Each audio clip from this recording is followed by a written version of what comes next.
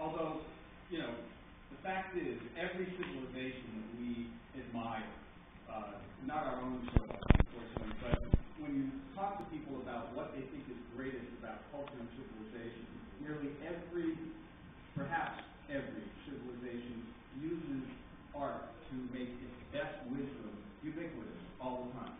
Not us. We're the exception. The images that you see, the monuments that you see, are not our best wisdom. Not. Every other one, yes. Us, no. Instead, we have these inspiring messages. Now, you have to ask yourself, what would you expect from 100 years of messages, of the stories and images you see most, telling you that you can have, and you deserve to have, whatever you want, whenever you want, without any significant work, or without any significant effort, and it will make you feel good, and it will make you fulfilled. What are the kinds of behaviors that you could expect after a year of that? You could expect people taking drugs, killing each other, and not being willing to do the hard work of getting an education.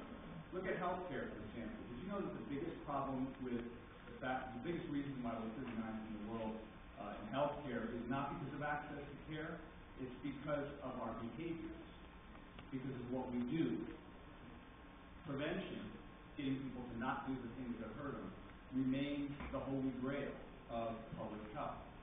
So the biggest lever to improve health is changing behavior. I'll connect behavior to culture in a minute.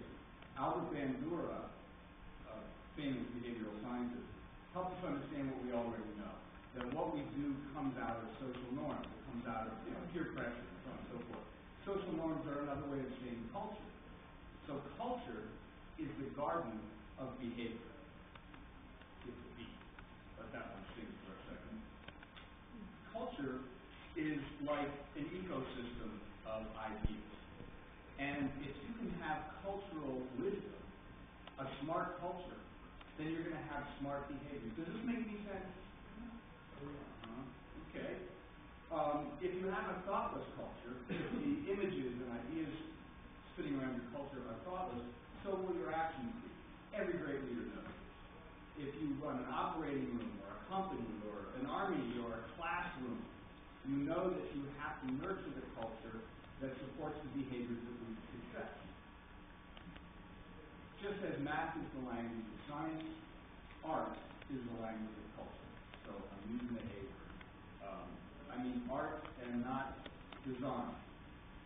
And the reason for this is that we go from noise to data to information to knowledge. That's about where PBS and Nova stop right there.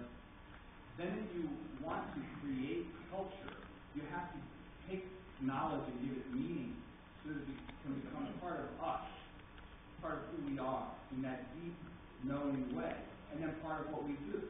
Because in the end, it's the people that matter. It's all about the people. Mars does not care if we discover water.